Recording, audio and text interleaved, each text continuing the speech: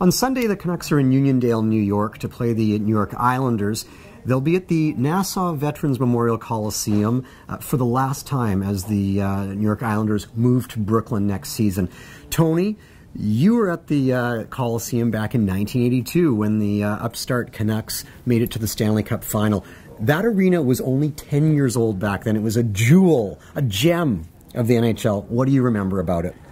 Well, I could wax on for 600 years on this situation. There's all kinds of things. I'll start in Chicago. Vancouver finishes off the Chicago series, right?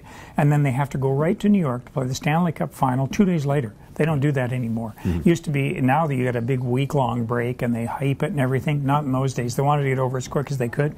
Vancouver wins in 5 in Chicago, and they have to play on Long Island, game 1 of the final, 2 days later. They have problems getting out of Chicago with bad weather and a long, long walk to their gate.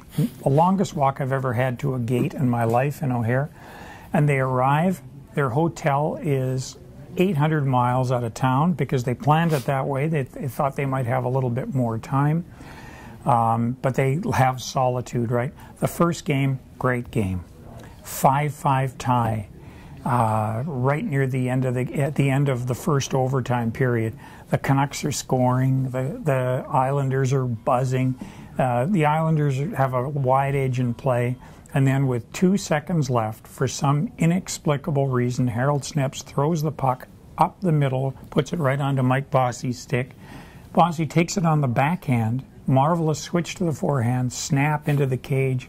The Canucks lose game 1, and it all goes to hell in a handbasket from there. But it was a fantastic hockey game, probably the best the Vancouver Canucks had ever played up to that point. Every one of those guys spilled out their guts on the ice to play that game.